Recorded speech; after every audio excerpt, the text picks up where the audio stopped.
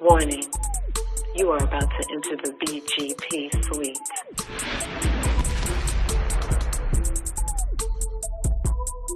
No thongs, no boy shorts, no thigh highs, no commandos are permissible. BGP, big girl panties only. So pull up to woman up. And no, please don't leave with your panties in a bunch. Welcome to BGP. Today we will be doing a recap of 2022.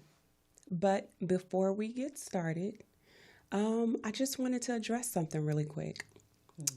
As you guys saw on our previous episode, we celebrated our 100th episode. Yay, yay. And in addition to having that 100th episode, we had special guests on along with us to kind of touch on our recap. And as you guys saw, it kind of went in a different direction, and we started speaking on relationship topics. And one of the questions that was asked by the lovely Mona. And it was, and I'm going to paraphrase it, but it was more or less of like this. Do you believe that women in today's climate are not really open to the idea of marriage because men are not presenting themselves as husbands? And we all pretty much gave our opinions on it and our thoughts on it, and so did our special guest. And for the most part, they agreed, because a lot of us were saying, yeah, I believe that is an issue. A lot of men are not presenting themselves as husband material. They're not coming into the dating market with the ideas of, I would like to get married. They're coming to the dating market with, I just want to have fun or see where things go, or just, hit somebody behind a 7-Eleven.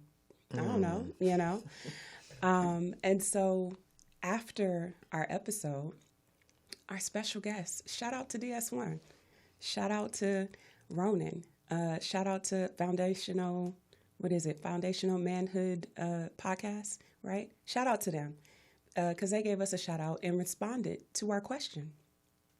They took it in a different direction.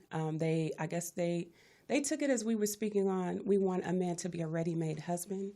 And in addition to that, they spoke on the idea of not being a kept man, and that women should be seeking to be kept. And so, I don't know. Sometimes people say I take things a literal, and I do. Mm-hmm. But when I think of being a kept woman, I feel like that comes with responsibilities that I don't think a lot of women seek out when dating, right? To me, a kept woman usually is for a woman that is single, that is being taken care of by said man, usually a mistress. Now, if we're speaking on stay-at-home moms, stay-at-home wives, that's a whole different ballgame, and that's not being kept. That's her being a stay-at-home mom, and so I look at that a little different. And he said it's a woman's job to be in that position. So, which goes to my back to my question that I asked last week. What are we teaching men? I think you misconstrued the question when it was asked last week, and I think you took it in a direction that we were not going. And one day soon, I would love for you to come back to BGP so we can actually have a discussion on it, because we love y'all and we family. But I didn't feel okay about that discussion, and I'm going to be honest. But one day soon, I hope we can have a discussion about it. And before we move into that topic, ladies, do either one of you have anything to say regarding that response video? Let me say this. I said I wasn't going to say nothing, but I'm going to say something. I don't care what happened at the end of the video. I want to address what happened in the beginning of the video, because in the beginning of the video that he did, it was entitled, are men showing up as husbands? And he said a question was asked. And when he heard the question for the first time, he started giggling. And he was laughing because you had the audacity to even ask the question. So let me clear that up, because the title of the video was not the question that I asked. The question was, are women not desiring to become wives because men are not presenting themselves to them as husbands? I also said, in today's climate, in today's environment, everything starts in the mind. So presentation for me is key. So here's my thing. He said he wanted to start a little shit that day. So from shit starter to shit starter, DS1 Ross, I'll be Miss Audacity. I will continue to be audacious. I will continue to ask the questions that everyone wants answers to, but they won't ask because they're afraid of the backlash. I'm not afraid of the backlash.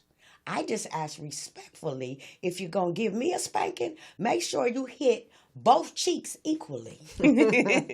See, my daddy, from the time I was a little girl to the time he took his last breath, he said, your mouth is going to be what keep you in trouble. He also told me that there are no dumb questions. The only thing dumb is that you don't ask. He also told me to listen to what people say and what they don't say. When you said you had the audacity to ask the question, for me, that was a diss. For me, that was disrespectful. Here's the thing. The Bible says, because we was talking on Sunday, in all thy getting, get understanding. See, we can't sit here and say that lack of communication. Black women and black men don't know how to communicate. Women be assuming stuff, but they don't know nothing because they don't ask. So I know we're not about to sit here and say that women can't ask questions. Really? See, shout out to DS1. Shout out to Ronan Martin. And actually, shout out to the caller, because we appreciated the clear language and honesty that you used when you answered the question. We thought the broadcast was wonderful. Yes, because it was. men coming and being transparent, that doesn't happen too often. Now, had y'all had flipped the question, maybe we would have seen if the women, including myself, the women on the panel, the women that were in the chat, or the women in the audience, the women that will replay, would have answered that question as honestly as you did. Right. So, with that being said, it's all love. I'll be Miss Audacity. My hashtag for 2023 is Mo gon' talk her ish. So, whenever you come to the West Side, and when you invite and you the West into, Side is the best side, by the way. whenever you come to the West Side and you come into our house, as long as you back it up, we encourage you to talk your shit. I'm going to need a moment of silence right now. Mr. Ronan Lavelle Sylvester Martin II, a.k.a. Mr. Kiki in the chat room. The McRib is coming back, and guess who ain't getting one? Your ass. Yeah, it's all love, y'all. I'm done.